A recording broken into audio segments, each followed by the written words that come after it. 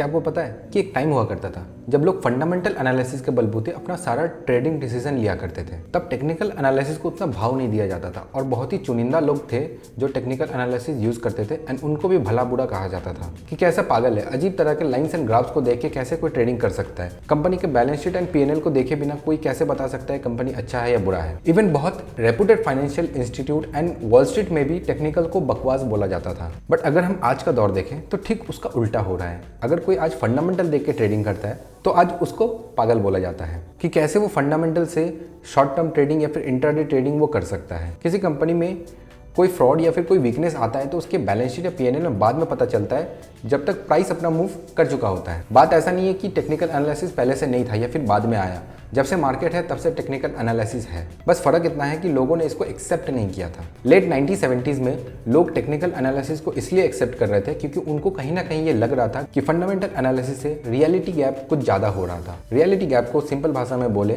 तो जो इवेंट होता है कंपनी के अंदर एंड उसका जो इम्पैक्ट पड़ता है प्राइस के अंदर, फंडामेंटल में आपको महीनों बाद पता चलता है बट टेक्निकल में आपको कुछ वक्त के अंदर ही वो पता चल जाता है। टेक्निकल इस रियलिटी गैप को क्लोज करता है एंड आपको न्यूमरस अपॉर्चुनिटी भी देता है to take advantage of this market. पर क्या सच में टेक्निकल एनालिसिस इतना बढ़िया काम करता है? अगर आपका जवाब हाँ है तो बड़े ही मासूम हो तुम। अगर टेक्निकल एनालिसिस इतना बढ़िया काम कर रहा होता तो मैक्सिमम से मैक्सिमम लोग पैसे कमा रहे होते। तो क्या है जो इवन टेक्निकल यूज करने के बाद भी आपको प्रॉफिटेबल ट्रेडर बनने से रोक रहा है? तो इसका जवाब सिंपल सा है। जैसे लोगों ने फंडामेंटल एनालिसिस से टेक्निकल एनालिसिस पे शिफ्ट किया था, ठीक उसी तरह आज के दौर पे आपको टेक्निकल एनालिसिस के साथ मेंटल एनालिसिस पे भी शिफ्ट करना पड़ेगा। बिकॉज टेक्निकल से आप मार्केट के प्राइस एंड उसके बिहेवियर को समझते हैं और मेंटल एनालिसिस से आप खुद को और अपने बिहेवियर को समझते हैं। आज के दौर पे if you are not going to consider mental analysis then you are not going to make money in long term. तो जैसे मैंने बोला कि टेक्निकल एनालिसिस से रियलिटी गैप क्लोज होता है, ठीक उसी तरह मेंटल एनालिसिस से साइकोलॉजिकल गैप क्लोज होता है। एक बार सोचना कि आपने कितने मर्तबा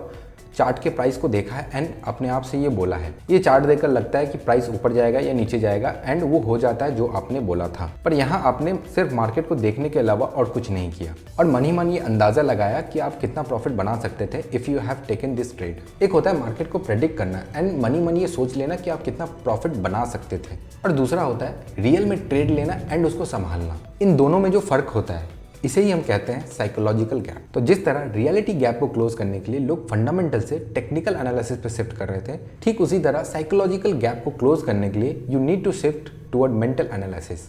तो आज के लिए इतना ही, मिलते हैं फिर एक नई वीडियो में। Till then keep learning.